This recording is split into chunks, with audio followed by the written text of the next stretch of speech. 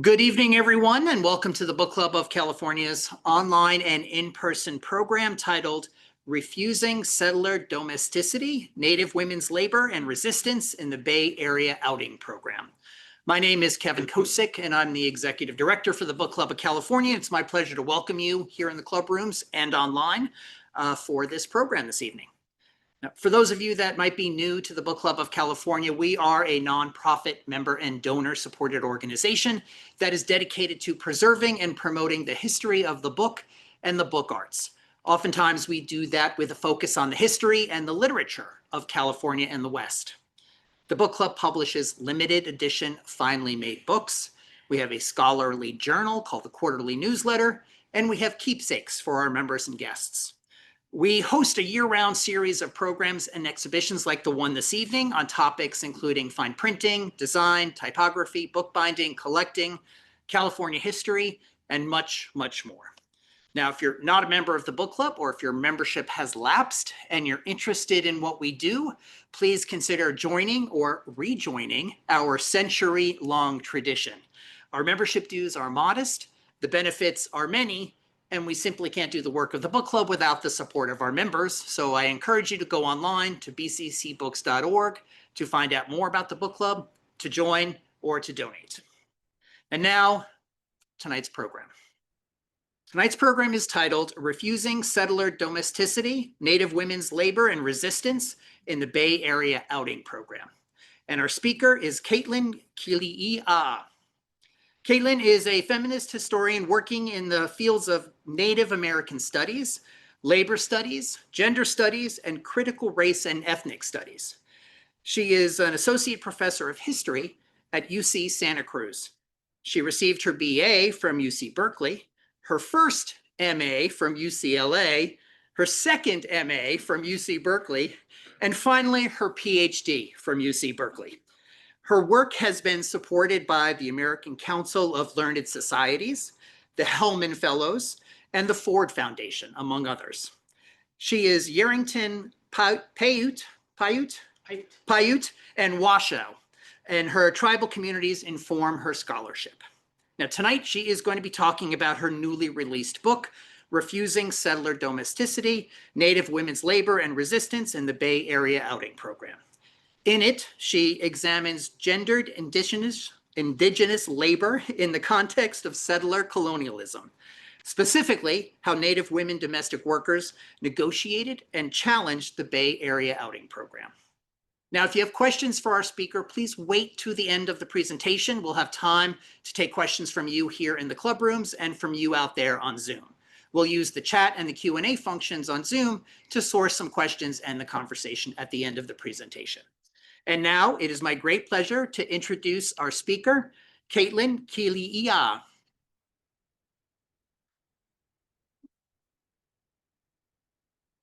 Thank you so much. I really appreciate that warm welcome.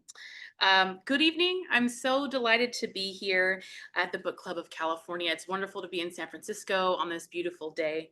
Thank you so much for having me. And thank you to everyone who made this event possible, including Jacob Stewart, Kevin Kosick, Terry Castaneda. Thank you so much. I appreciate it. And also thank you to the audience for being here on Monday evening, both everyone in person here that I see and those of you online. I truly appreciate it. So broadly, my research explores the intersections of race and gender and their historical consequences. I'm an interdisciplinary historian focused on Native experiences in the 20th century West. My first book, which I'll discuss today, examines labor history and especially gendered Indigenous labor in the context of settler colonialism. Specifically, I study a Northern California-based iteration of a national Indian labor system known as outing. These are child labor programs that extended from U.S. Indian boarding schools. So to give some context, I have an image here, and this is from the U.S. Department of the Interior Interior's Federal Indian Boarding School Initiative. So before I really delve into that, I'm going to give a little bit of a context into federal Indian boarding schools. These are things that perhaps you've heard about, either in the news, maybe a documentary. It's becoming something that I think most Americans are a little more aware of. But let's talk a little bit about how those were created and sort of how they functioned. So at the end of the 19th century, the federal government created Indian boarding schools, a universalized mandatory education system to solve the quote, Indian problem. In practice, these schools separated Indian children from their families and culture and attempted to mold them into Christianized, patriarchal, thrifty laborers. These institutions, over 300 in total, and some estimate over 500, were gendered in nature and operated on the labor of Native children. Indian boys would build the dormitories and Indian girls would clean them. So this map that we have here is again from the US Department of the Interior under the Biden administration. They conducted a federal Indian boarding school initiative and with it, 2 reports. And this is kind of the basis of that data and put into the different sites across the United States. You'll notice that Alaska and Hawaii are missing, though they did in fact include Hawaii sites as well, which is something kind of more new that's not always done. And one thing I want to point out is these are some of the schools that we see here in California on this area here. Obviously, if you follow California, you'll notice that there's a lot of empty space here. And in reality, those weren't empty. There were, in fact, sites that were day schools, et cetera. So for instance, near Bishop, California, which is sort of further east from Los Angeles, there would have been a day school there. So it's important to note that this map, although it sort of appears to be inclusive of all the institutions, it's actually not. So day schools, a lot of faith-based institutions, et cetera, would not be included in this particular map. So this is really an incomplete picture of that. And if you're interested in seeing a little bit more from folks who are doing this on the ground with a long-term dedicated effort, you may be interested in checking out the website here I list on the bottom right, which is boardingschoolhealing.org. And they provide a digital map, which attempts to actually get all the different sites of these federal Indian boarding schools, day schools, faith-based, secular, et cetera. And if you were to go to that site, you would see that California alone had a lot of different institutions in it. And so I think that would give us a little bit more of a complete picture. But one thing that I want to point out in talking about these boarding schools is to demonstrate that many of these institutions would have had their own outing program, and that's what I'm talking about today. So we have to think of outing programs as extensions of this federal Indian system. So roughly each of the schools that you see on this map, and whether if you go to boardingschoolhealing.org, each of these schools would have operated its own outing program, even day schools, which would have, again, are not on this map. And what they did, these outing programs officially contracted out student labor to local white farms, homes, as well as businesses. So outing, this term that I keep bringing up, it's a federal term. And it was coined by Richard Henry Pratt, the creator of the first off-reservation Indian boarding school in Carlisle, Pennsylvania. So way further on the East Coast over here compared to where we are in California and San Francisco. So outing officially was a means to transfer Indian children out of their communities to work in white homes. And where Indian boys might labor as farmhands, masons, or blacksmiths, Indian girls solely labored as domestics. Further, while boarding schools separated Native children from their families during the school year, outing programs that stemmed from these schools kept children during the summer and winter breaks. And on and off school labor was peddled as education, and outing was the cornerstone of both 19th and 20th century Indian policy. So from this kind of visual, I want to talk a little bit about the program that I examined, which again is called the Bay Area Outing Program here in the Bay Area. So the Bay Area Regional Outing Program launched in 1916 and officially gained traction in 1918. This program recruited over 1,000 Native women from U.S. Indian boarding schools. And this would include schools like Chamawa Indian School in Salem, Oregon, the Sherman Institute in Riverside, California, as well as the Stewart Indian School in Carson City, among others throughout the Pacific Northwest. This program, this program essentially recruited these women to become live-in housemates in homes across the San Francisco Bay Area. And what's interesting is in my own research, even though the records contain hundreds upon hundreds of Native women, the numbers also suggest, and the files themselves, severe undercounting. This program actually may be much larger than I anticipated, basically on what is left from federal archives and the remnants of them.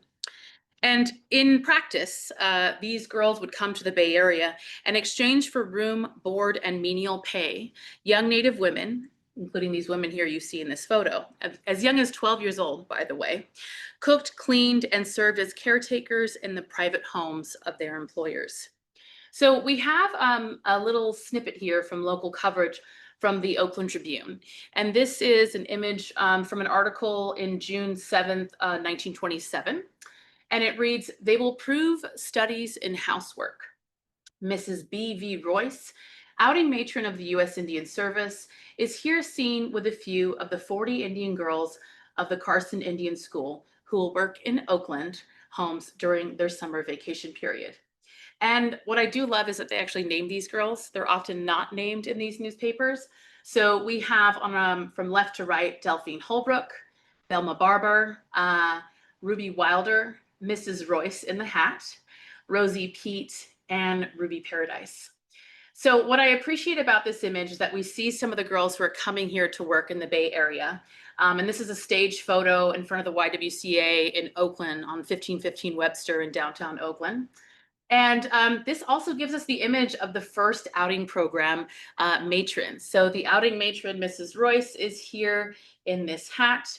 And she is the one who is literally handed over this position by the U.S. Indian Service to get these girls jobs to work in the Bay Area. So broadly, the Bay Area outing program was intertribal, with most women from California, the Pacific Northwest, and the Southwest. Once in the Bay Area, outing matrons who ran the program placed girls in homes throughout the region.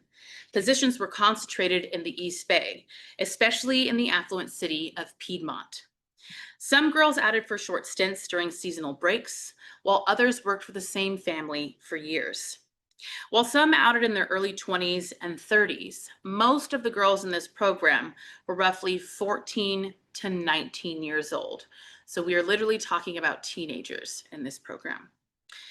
For roughly 2 decades, the Bay Area Outing Program was part of the federal government's civilizing mission, establishing a readily available exploitative labor market. My book, Refusing Settler Domesticity, Native Women's Labor and Resistance in the Bay Area Outing Program, looks at the lives of Native women who negotiated the oppressive conditions of this program that was designed to assimilate them through gendered labor. While there is much historical work on boarding schools, few have focused on the impact of outing programs, nor the Bay Area. In this work, I center Native women's experiences, particularly their resistance, thus enriching this labor history with voices that challenge the notion of Native women as passive subjects. So I'm going to briefly discuss how I came to this project.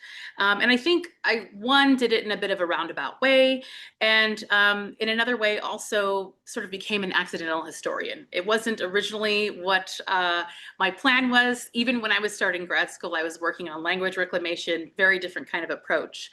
But my grandmother attended Stewart Indian boarding school in Carson City, Nevada in the 1930s and the 40s. My grandfather did as well. That's where they both met.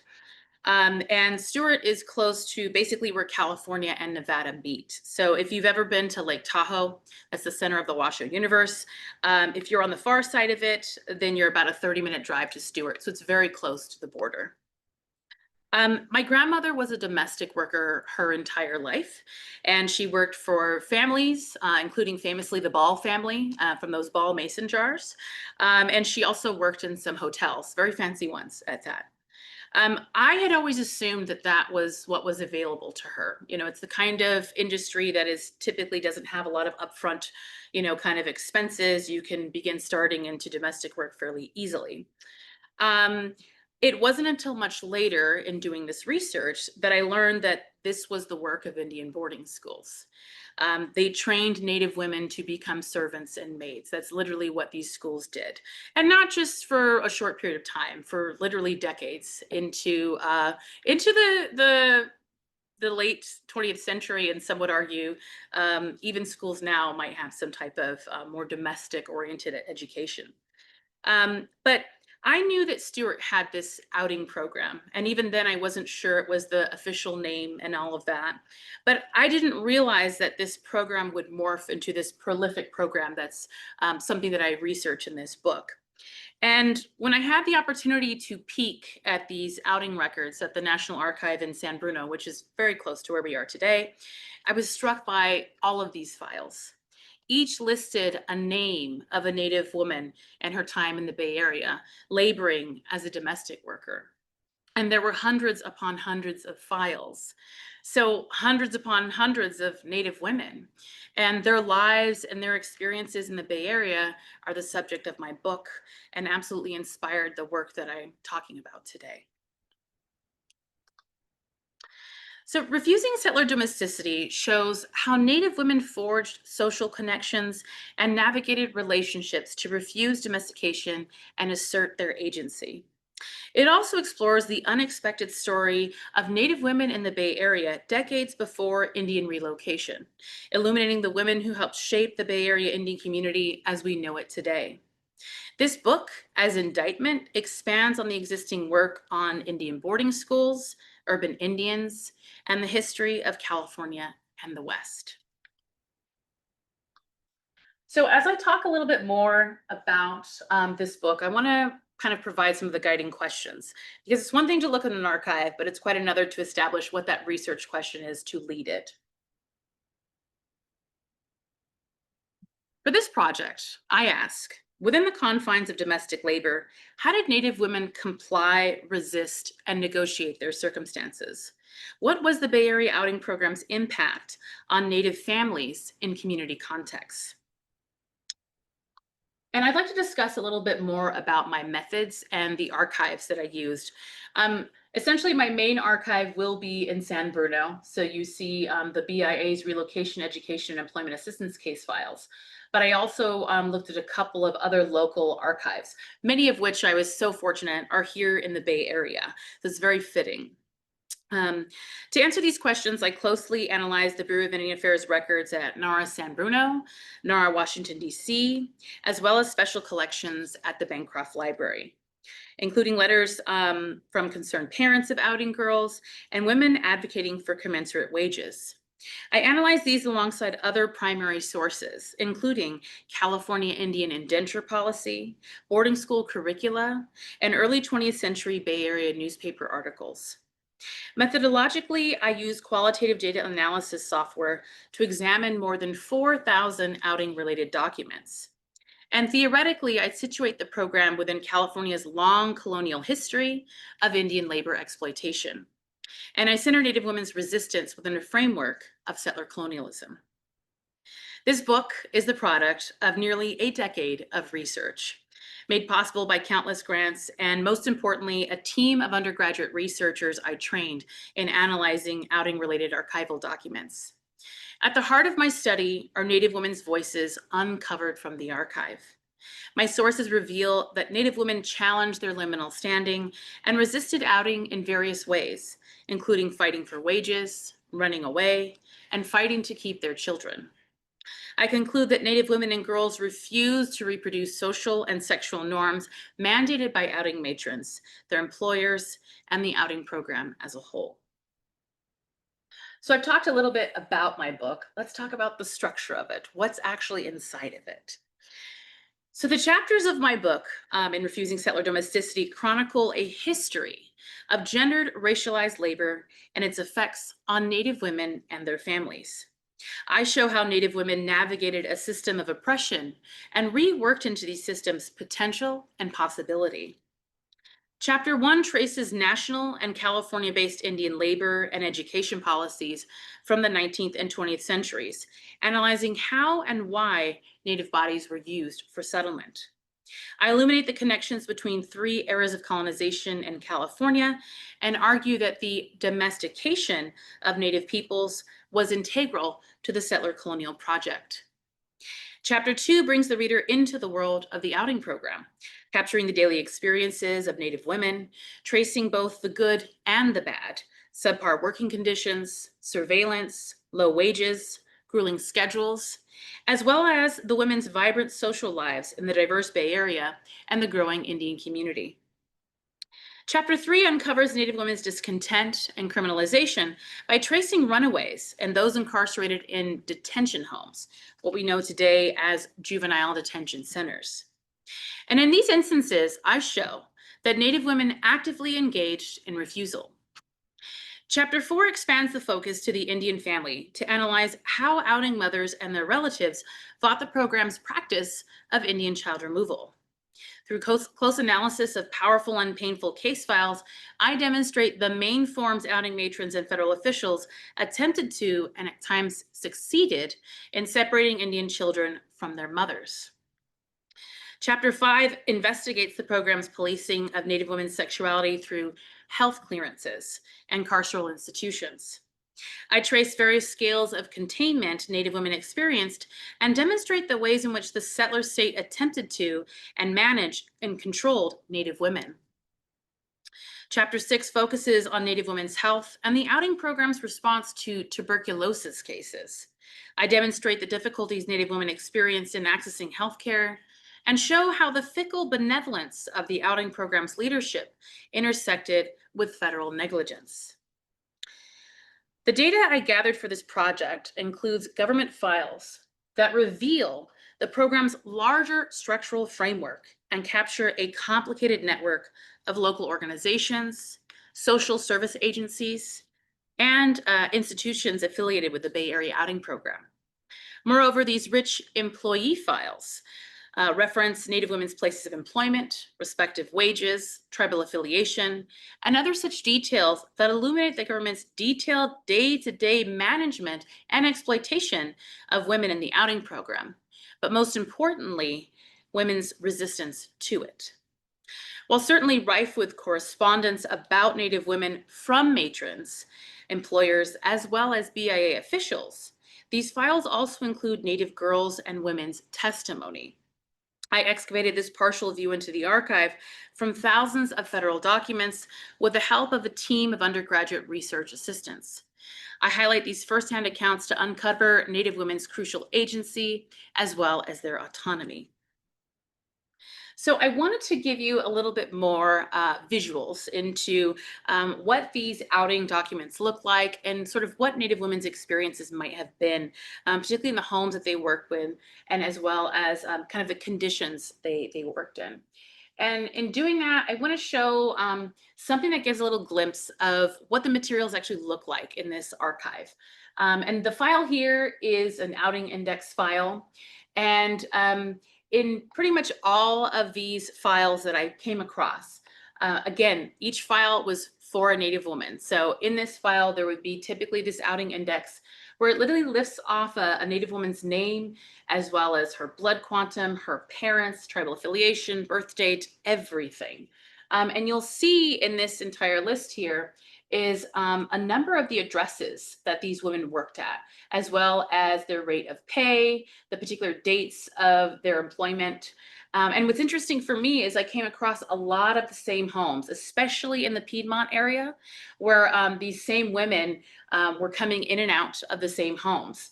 And there's this whole kind of broader section here on the bottom where the people list education and general remarks.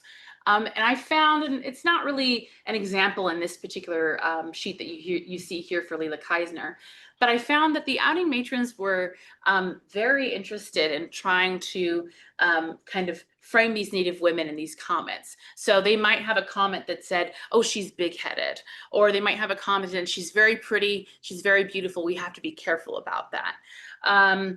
A lot of times, if girls ran away, there would be open remarks in this section. And if girls refused to work or wanted a different place to work at, there would be notes in this section. So the outing matron we saw earlier was Bonnie V. Royce. But after her, a woman named Matron Van Every came over and took over the program. And Van Every was very good with these notes. She had such precision.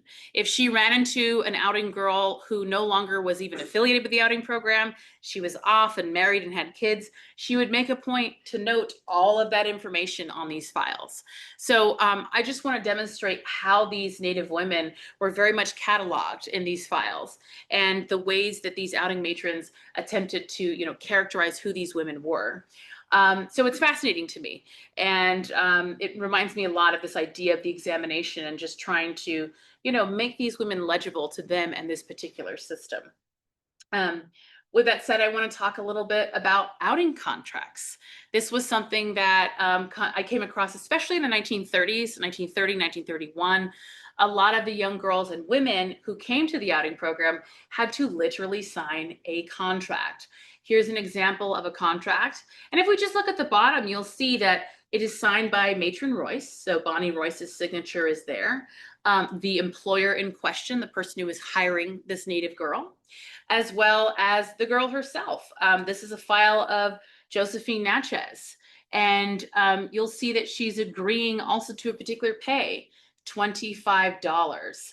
And there's notes in this basically that refer to the student as a pupil, but this is a labor contract, quite literally, right? So a lot of what we see in terms of discussions around boarding schools is this notion that children are students, but they're being contracted out as laborers in this sense. And there's all these fun little great notes on this second kind of highlight towards the bottom.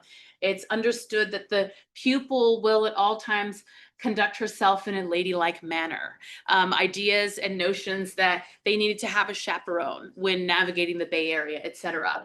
And it just, it's interesting to me that these were the kinds of things that Native girls had to sign before they got into the outing program.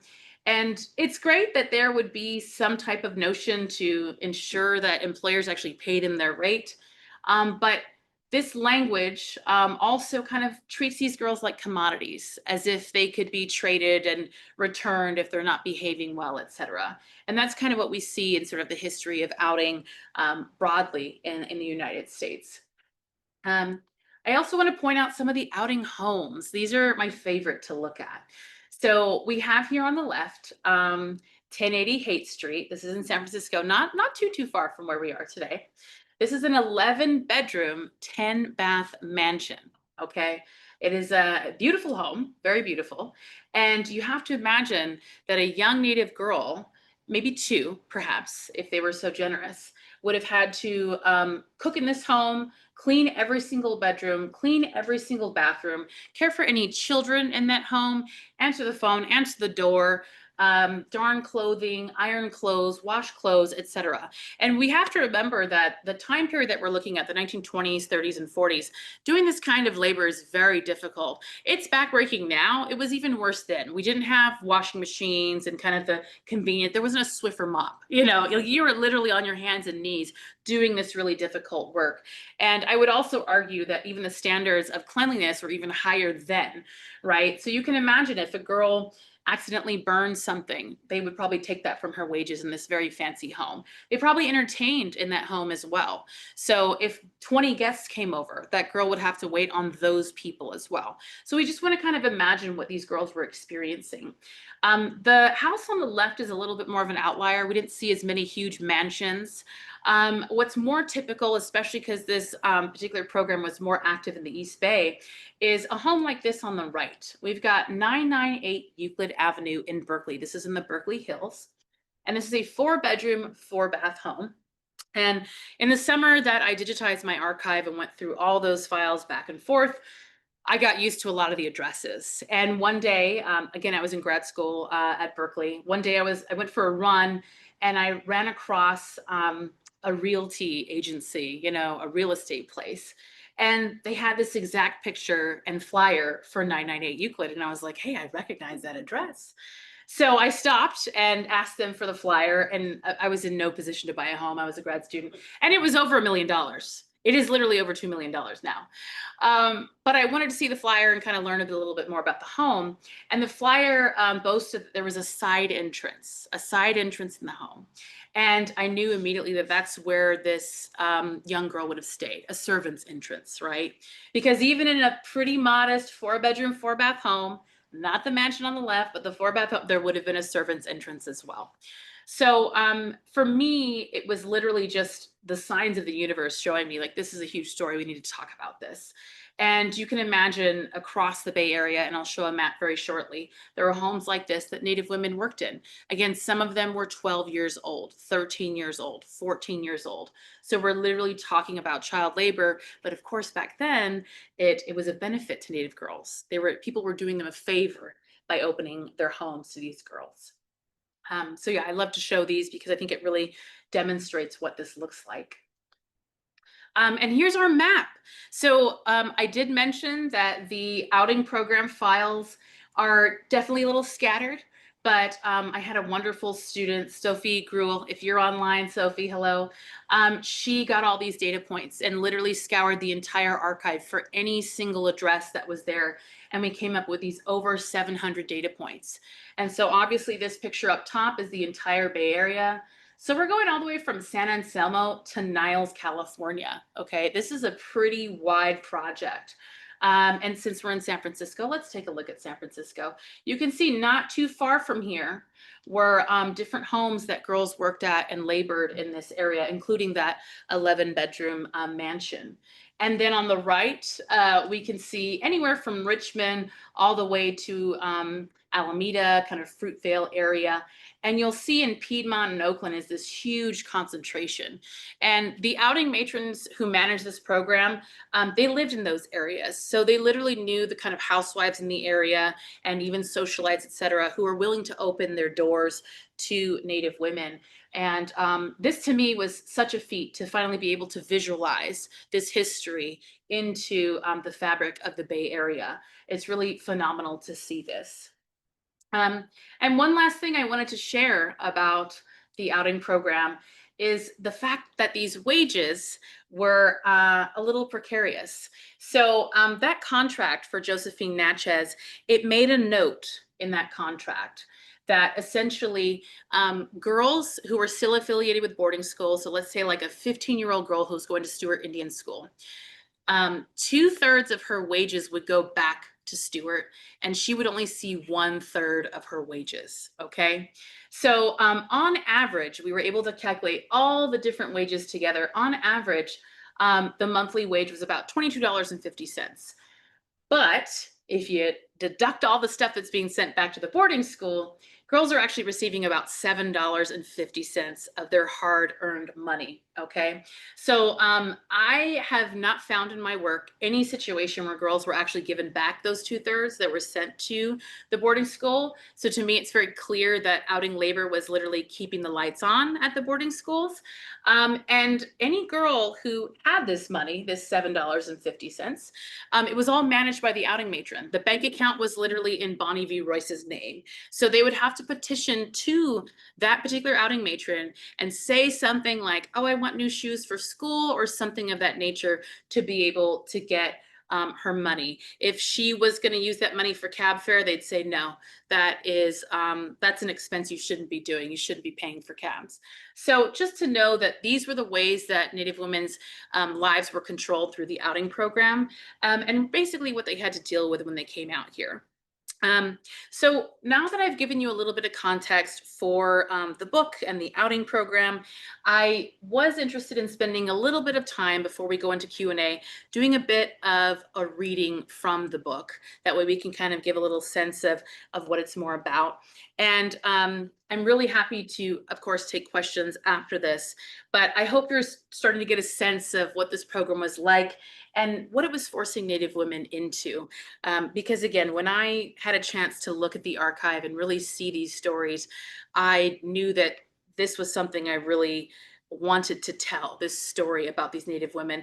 And it's wild because, again, we're talking about over 4,000 documents, hundreds of files. I really believe I've only scratched the surface. There's so much more of a story there in that particular archive. And yeah, I'd just like to share a little bit of the prologue. So if anybody does have the book, either at home or here in person, I'd love to read this prologue off for you. And then we can jump into Q&A and make sure that we have some time to get questions here, both in person and online. So yeah, if you do have a copy of the book with you, you're welcome to join me. I am going to start with the prologue, and I'm going to bring up something we've been talking about it all today in person, and I hope I'm not bringing anything to the fore, but you'll understand what I'm saying in just a little bit. But yeah, let's go ahead and start with the prologue. Today, the San Francisco Bay Area is known for its mild coastal climate, diversity, liberal politics, expensive housing, and excellent food. It's the home of many tech booms and busts, top universities, and groundbreaking discoveries and inventions like the cable car, the all-electric TV, and one of my favorites, it's ice cream. I made it in the book. Bay Area streets have character and charm and exude a distinct culture. Across the stretch of 9 counties, nearly 8 million people call the Bay Area home. But 100 years ago, when Native girls hopped off the train in Oakland, the Bay Area was a little different. Certainly, it was the home of commerce and invention, with its own version of industry moguls. In the mid-19th century, with the advent of the Transcontinental Railroad and its terminus in Oakland, the East Bay became a well-connected and industrious region. Even then, it was considered diverse, with African American and Chinese enclaves, Native Americans, of course, and an array of newly immigrated Europeans, including Portuguese and Italians. Many of these early residents were working class and worked in factories, mills, and the railroad industry. As the new railroad tied California and the East Bay more securely to the national economy, it brought in a flood of new residents, including the poor and destitute, among them women and children. In turn, women in Oakland took steps to organize a new charitable landscape to deal with the rapid urbanization and the feminization of poverty. This new culture of charity was absolutely gendered. As one scholar notes, white men counted on white women to provide poor relief for less fortunate women and children, and the female sex obliged in California as elsewhere in the nation. These charitable women deferred to the notion of female dominion in philanthropy, especially for charity focused on women and children. They used their perceived moral authority and ties to religious and family life to establish charities and secure a space of their own. For instance, the Ladies Relief Society in Oakland, a charity that became well connected with the Bay Area outing program, was founded by wealthy white married women. Therefore, by the late 19th century, a culture of white women's charity was already present in the ever-expanding East Bay. While San Francisco was the largest city in the West, while San Francisco, the largest city in the West, may have initially eclipsed the Bay Area, the latter region began to grow, especially after the 1906 earthquake.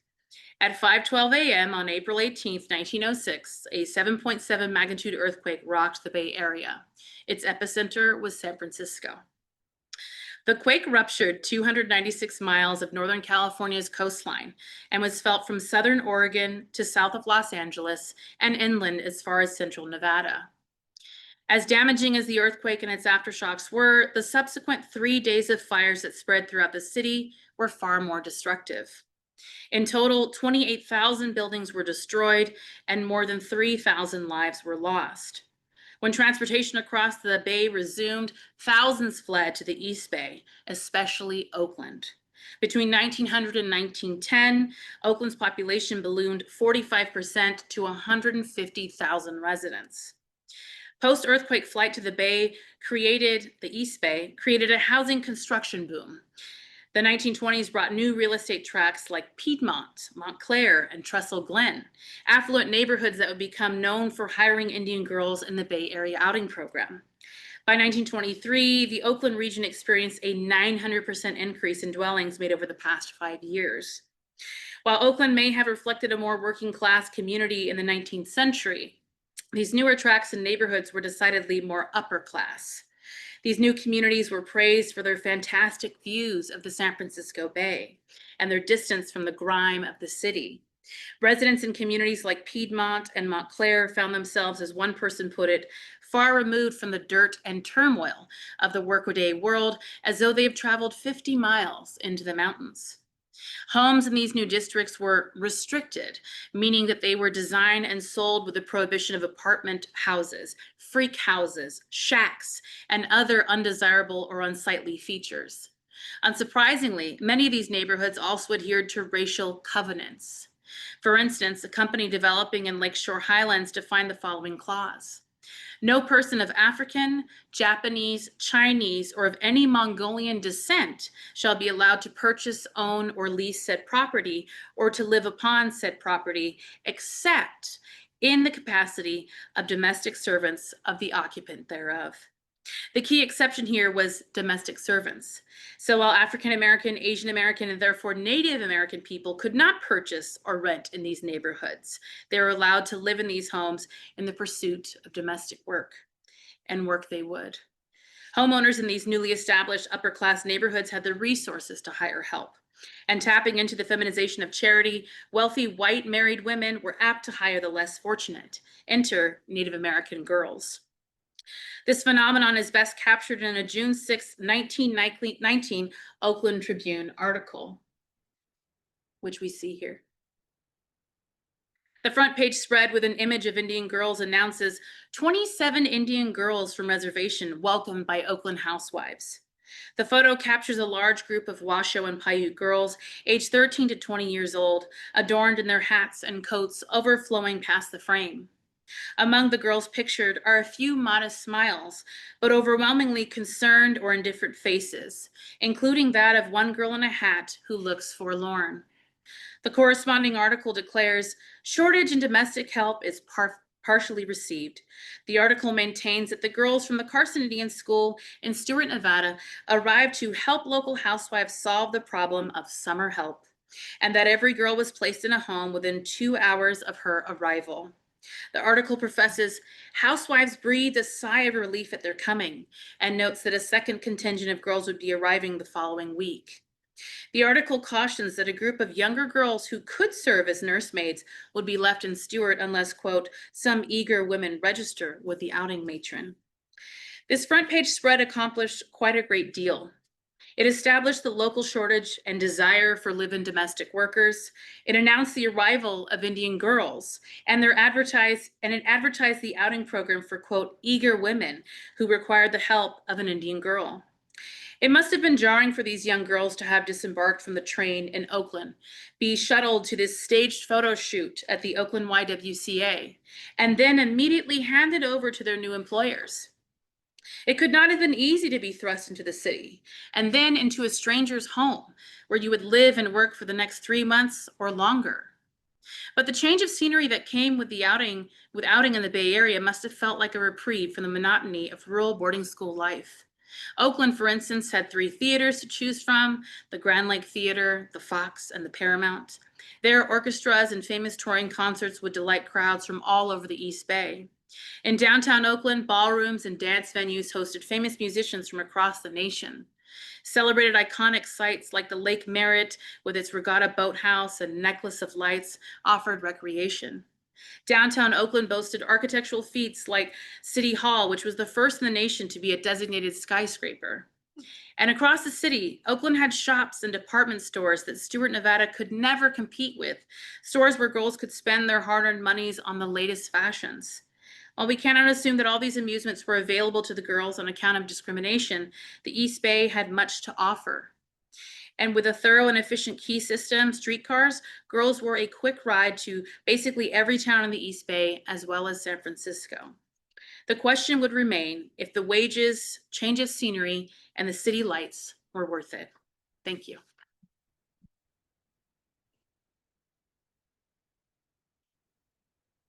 And I believe we have time for questions now. Did you want to do that last? No, it's fine. I didn't have time to read that one, so we'll just skip that one. Yeah. Yeah, we do have some questions. We Okay. want to start with some questions here in the club rooms? Or should we go to some of the questions that I have here on Zoom? Oh, we got a question back there. Shut up.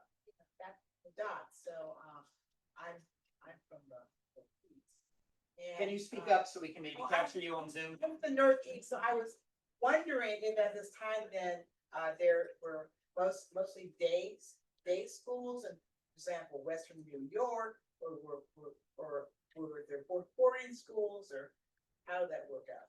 I mean, or not work out? In this area, if there were boarding schools and day schools in this area? Western New York, where I'm from. Oh, yeah. Well, not too far from Western New York. Yeah, we have Carlisle and a number of other institutions. So the main point about boarding schools is, though later on they'd become kind of regional and try to pull from like the local community, they were shipping kids off thousands of miles away from home. So it didn't even really matter if, if there was like a local school, they were going to send you off there anyway. So like for instance, here at Alcatraz, some of the first prisoners were Hopi prisoners who didn't want their kids being shipped off. And so they were imprisoned for resisting that. So yeah, in this situation, I'm talking about a lot of Washoe and Paiute students who were in the area of Stewart, but these institutions would literally bring, Native kids, typically as young as 6 years old, to the institution. So they would be, thousands of miles away from their relatives. Yeah. Thank you for that question. Terry. Did you find, I know was true at Carlisle in its later years. Yeah.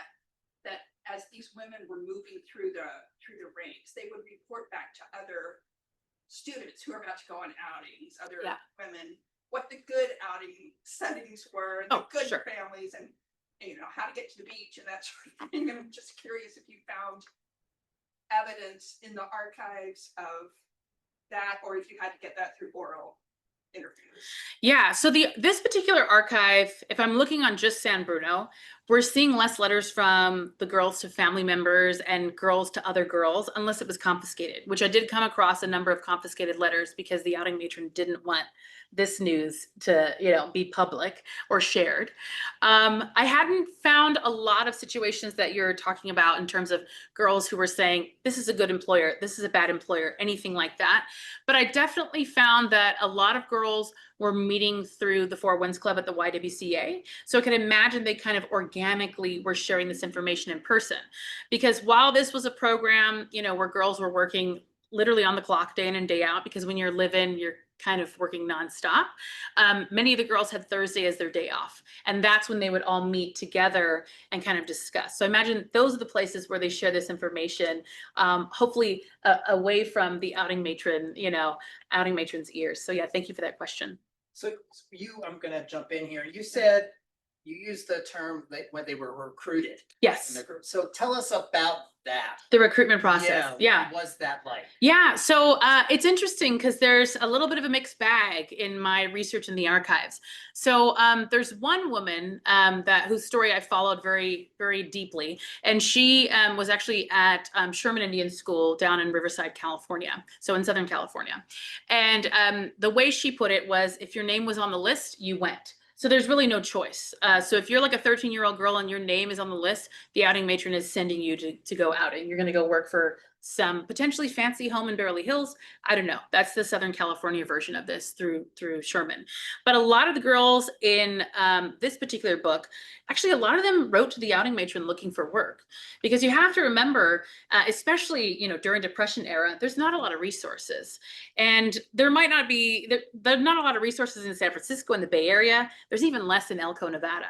So like a lot of these girls would actually write to the outing matron and say like, hey, I'd like to work for the summer. Do you have a position for me? And sometimes their parents also sent them. So this kind of recruitment process was, by the time you went to boarding school, everybody knew about these outing programs. And eventually outing matrons would actually go to do kind of presentations and meet girls at other schools. So this particular outing program began to funnel, Native girls from so many different Western-based boarding schools. And whether their families sent them, whether they tried to go themselves, or their name was just on a list, that was some of the main ways that these girls were brought to the Bay Area. That the employment contract Yes. is so interesting. Yeah. I blew it up on my phone to read. Oh, it's wild. Yes. Yeah. It's more heinous than I even brought. It's terrible. Yes. They had Wednesday or Thursday and Sunday afternoon Yes. off. Yes. That's it. That was it. That was it. What was the non-native girl salary for a domestic? Do you have Yeah. a comparison? Yeah, so we have some, because what's really interesting here in the Bay Area was there were some white women domestics, but actually there was a lot of Japanese American and Chinese American domestics. That was pretty prevalent in the Bay Area. And so it wasn't uncommon for me to look for even like want ads and to see like a native girl looking for a job next to a Japanese girl looking for a job. This was very common. So we do know that a lot of these women, when compared to white women's wages, because that's really where the data lies that we have during that period of time, they're basically being paid anywhere from 20 to, I believe it was 50% less than a non-native woman, but specifically a white woman. So just to know, and then again, we saw how those wages were also chipped away once you were sending some back to the boarding school, right? And just knowing that at the end they're left with, you know, maybe $10 or something like that. So there's a, where was this question? That's the question about the girls, evidence of girls' letters to other girls or back to their families. Yes. Do you have any letters or came across some oral histories of the women who own the houses, who they were working for, about? Oh yeah, their that's a great question. correspondence? Yeah, so the question is whether or not there's like correspondence about the employers, right? Yeah, there's some correspondence. Usually, I came across a couple of nice, flattering letters, which was great. There was a native girl who worked. She was working for a family in Piedmont, and they would vacation somewhere near Santa Cruz during the summer. And I gotta be honest, like for that girl, it might have been really cool just to like, oh, now I get to go hang out by the ocean, you know, and enjoy myself. And that particular letter was very flattering, saying that the girl was treated like family, they really enjoyed her, etc. There also were some less savory letters about employers complaining about girls, saying that, you know, they ruined something, claiming that they stole things, etc. And one girl was deeply reprimanded for supposedly stealing, I think, like an umbrella or something like that. You know, something that would, I don't know, like to me, I'm like, really? You're worried about an umbrella? But okay. So there was occasionally letters like that, yeah, about from the employers to the matrons typically. Tell us a little bit about like your experience uncovering all of God. this stuff and how that Yeah. affected you and Okay. writing the book. That's such a good question. So my experience, like in doing this work and doing this research, I got to be honest, it was really difficult. I took a summer to archive, to go to the archive and digitize this entire archive. And with the help of Marina Cuneo, if you're online, hi Marina, we just sat there in, you know, a windowless, brutalist building, doing this back and forth day in and day out. And I came across a lot of stuff I didn't expect, like death, for instance. I had no idea. I didn't think that that would happen in the outing program. A lot of these women, again, I'm thinking, oh, they're here for the summer or something. Why would they die? And also refusing to send their bodies back home. Some of these girls are literally still buried here in the Bay Area. So that was shocking to me. And kind of seeing like the violence in the archive, that was really difficult for me. And it took me a while to process this. So I will say, especially knowing, like, I also found my relatives in the archive. So knowing that my family, like the outing program actually is like involved in my family, like my own history is linked to this institution, that was not only surprising, but a little devastating. And so I think when you're a historian who's doing work that's really personal, because this is practically genealogical in a sense, have a therapist or people that you can soundboard off of and talk about these things. Because when you do come across that balance, it's really difficult. And I realize, related to that, when you know, this book was once a dissertation, but the last two chapters, chapters 5 and 6, talk about death and disease, etc. And those were chapters that I wrote after the dissertation. I actually wrote them during the pandemic. And they're kind of my darkest chapters, but in that sense, they're actually my favorite chapters, because I think at that point I was just writing for myself and it was helping me process our moment that we were all living in. So that was where I finally said, I think I'm ready to tackle these things that really were so dark and devastating when I first scanned them. And I finally said, I'm ready to tackle this now. We're almost at the top of the hour, so if there's another question here, Paul, and we'll take this one. I just have an observation. Yeah. I'd like to share with you. Okay, please. My high school history teacher, who was a native San Franciscan, went to George Washington High School with all the famous murals. Right. Started his teaching career in Stockton. Oh, wow. Okay. And in 1950, he was bringing a busload of students on an outing to San Francisco. Okay. And the students from Stockton High School were absolutely astounded and amazed at the huge tall buildings Oh, yeah. they saw when they got to Oakland. Mm-hmm. So since you had highlighted Oakland, Yeah, skyscrapers, literally. yes, Yeah. and the students from Stockton were so innocent that you know, they had no idea what to expect in San Francisco. Right. Well, I think that's a great story, though, because it reminds me that's what these girls must have felt like, right? When they get to Oakland, they're just like, oh my God, you know, because they're coming from pretty, Stockton, I'm sure, was very rural even back then, still is kind of today, right? So they're coming from these more rural areas and really just kind of being amazed at the city life, which I'm sure also fascinated them and made them excited, right? Well, there's one more late question in Okay. here that I'm gonna get in before. All right, let's do it. Before we break and let you assign some books for people. Okay, cool. David is asking, what are some legal, congressional, or judicial yeah. rulings Yeah. that facilitated this labor practice? And was there any litigation taken against settler violence or over wages post 1924? That's such a great question. I want to say yes, one day there will be, and my book will be evidence. In this administration, I don't know. So legally, you kind of question like, how does this even happen? How did they create an outing program, et cetera? Well, there's policies that essentially funded and created the Indian boarding school system as we know it. But ultimately, you know, nothing was saying, oh, here's necessarily the resources or funding for outing.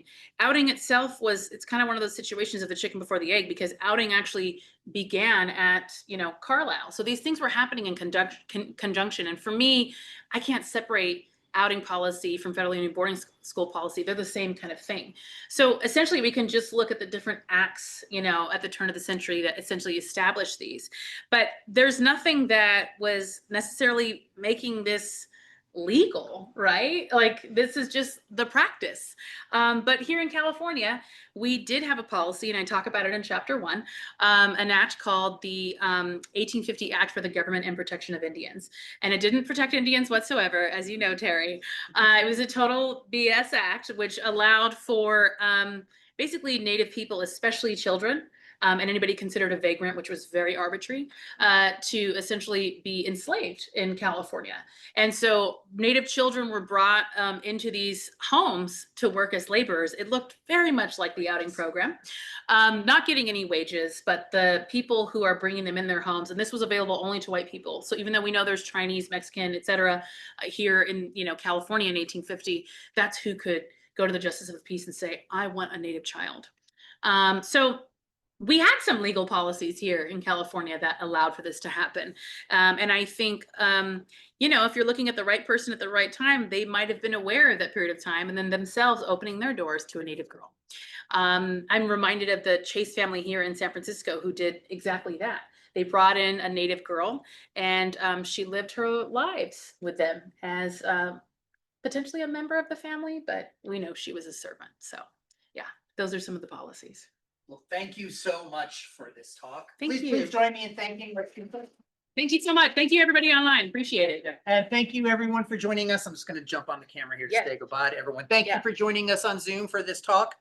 You can register for any book club talk online at bccbooks.org/programs, or you can click the link in any of the emails that you're getting from the book club, or you can call or email me. I'm Kevin at bccbooks.org. I'll sign you up for any talk that we have going on. Thanks everyone for joining us. If you are on Zoom and still there, we're going to be sending out a discount code so you can buy the book directly from the publisher. Yes, from at Prog a Press. really big discount. Yeah, 40% off. 40% off. Please use it. So you got to use it to get the book. And if you're here and you want a copy of the book signed, we have them up front. So thanks everyone for joining us. We'll see you again soon here at the book club. Good night.